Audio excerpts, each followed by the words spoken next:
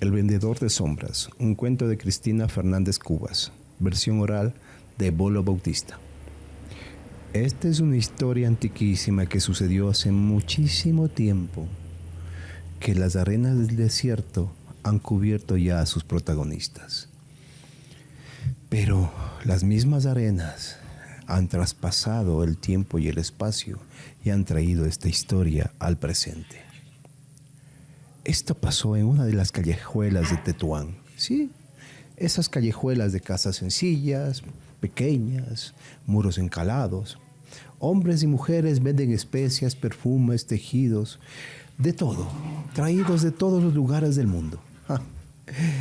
Los ancianos a un costado beben té y están con sus enormes pipas. En la tarde, los niños corren de arriba para abajo. ¿Qué iban a pensar lo que iba a pasar mañana? Y los comerciantes, los artesanos, pues, son sus héroes, como en los cuentos. Al final de la calle se alza la morada de Ahmed Hassan, el mejor carpintero del Zoco, un hombre que tenía un don exquisito, el único don de realizar los más delicados trabajos que el ojo y la mente humana puede imaginar en las más modestas maderas. A Ahmed Hassan le hubiera gustado que alguno de sus 3 hijos le sucediera en el negocio de la carpintería, pero era difícil. Sí. Era difícil. Ya sentía el peso de los años en sus hombros, en sus espaldas, pero ninguno de sus 3 hijos podía complacerle. Ben, el mayor, poseía una respetable joroba y andaba siempre encorvado, sin poder apartar los ojos del suelo. A Salim, el segundo, era lo contrario. Tenía el cogote pegado a la espalda y caminaba siempre mirando el cielo, con la mirada perdida en el cielo, ¿sí? Y Ali, el pequeño, no miraba ni hacia arriba ni hacia abajo, sino hacia adentro. El muchacho estaba tan metido en sus propios pensamientos que no parecía importarle para nada el mundo, ni las piedras que pisaba, ni las estrellas, ni el firmamento, ni nada. Ahmed era un hombre prudente, práctico, así que se olvidó de sus proyectos de que uno de sus hijos heredara su oficio y sacó provecho de las particularidades de cada uno de sus hijos. A Ben, el jorobado, le puso de aprendiz en el taller de un zapatero. A Salim, que conocía el cielo como su hermano la tierra, lo rodeó de preceptores sabios y muy pronto harían de él un competente astrólogo.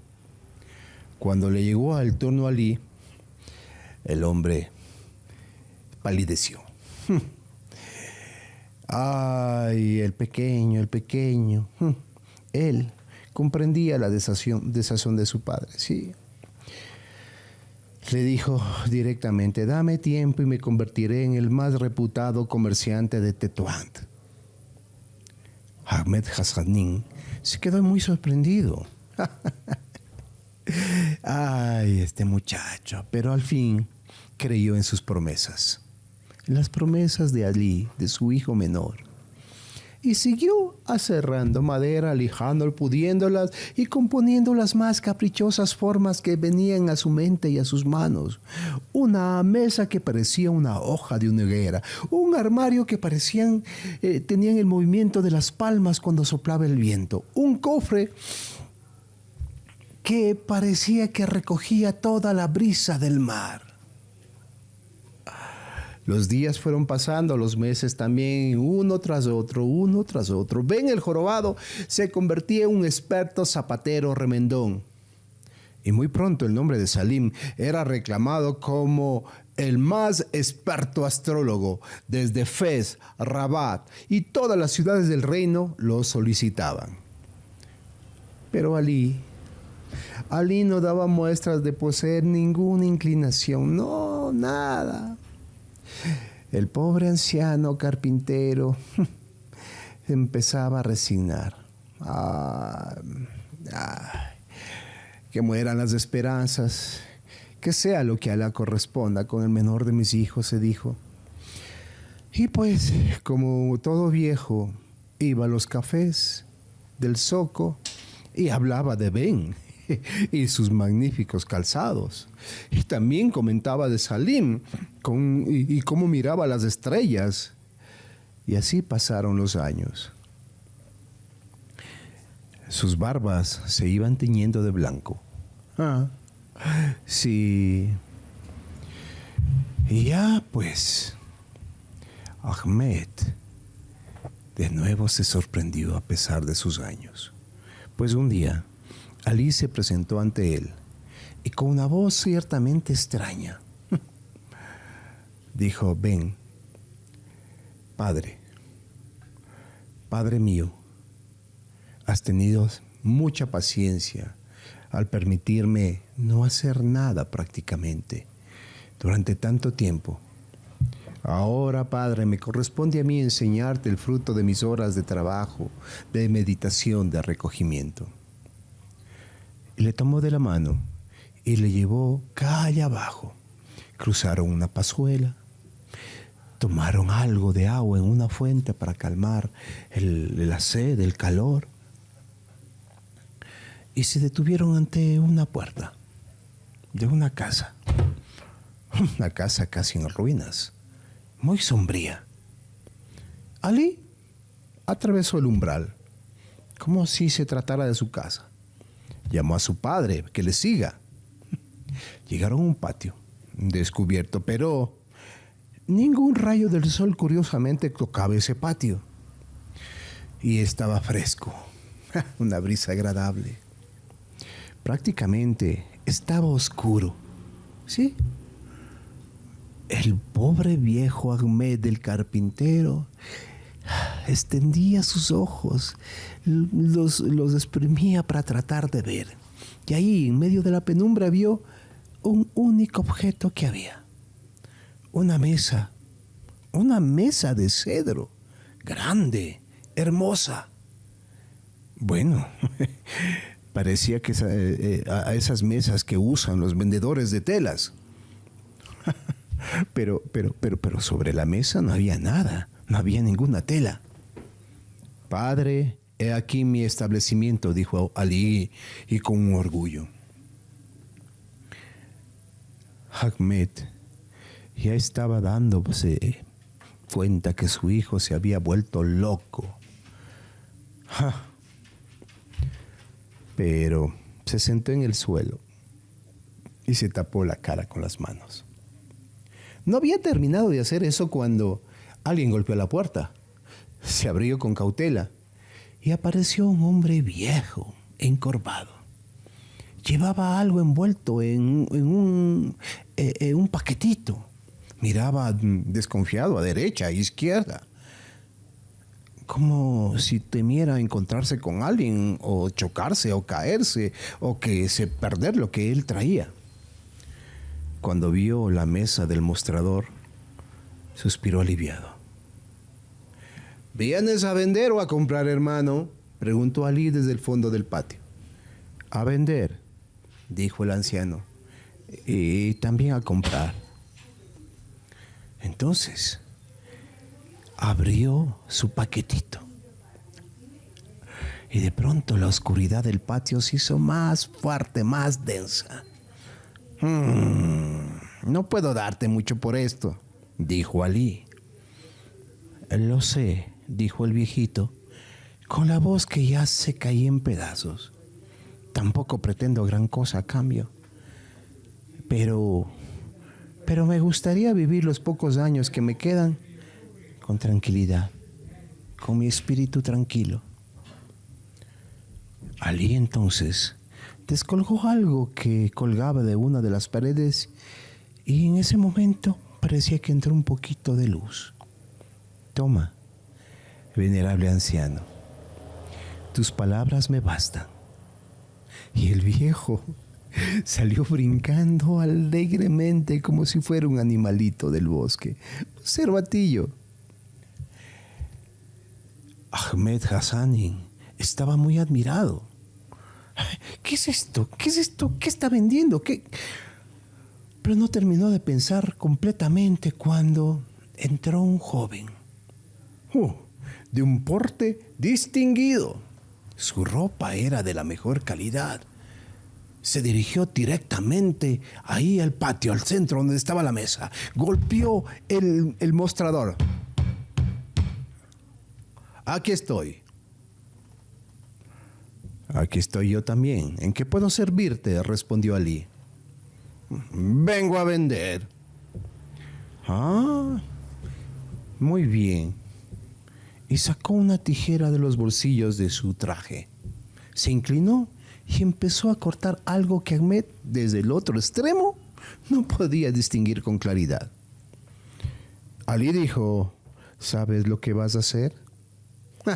El joven no contestó y dio un último tijeretazo ahí, al objeto de su venta. Y ahora, una maravillosa y apuesta silueta estaba parado en la mesa de cedro. A cambio, dijo el joven orgulloso, solo aceptaré dinero. Ali rápidamente sacó un poco de billetes de una bolsa y le tendió al muchacho este.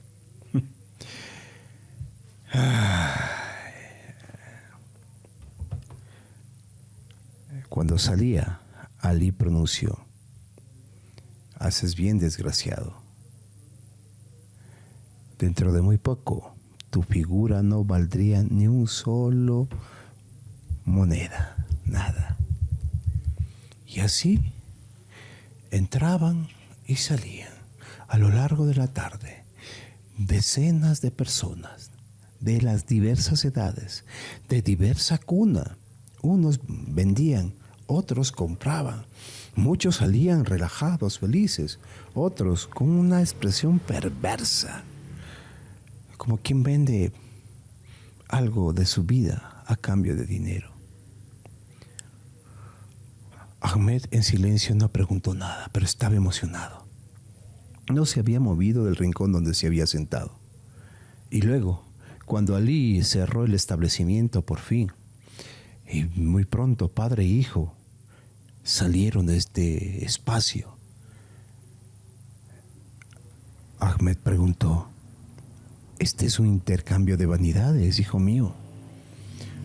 Mucho más, padre, mucho más. Es simplemente un comercio de sombras. Y así pues, el carpintero descuidó su trabajo y empezó a pasearse por el zoco.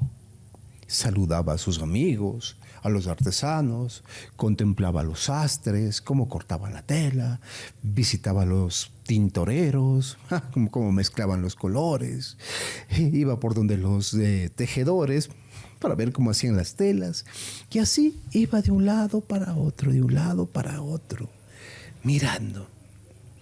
Y pudo descubrir unas pequeñas cosas, unos pequeños efectos que le dejaban lleno de preguntas.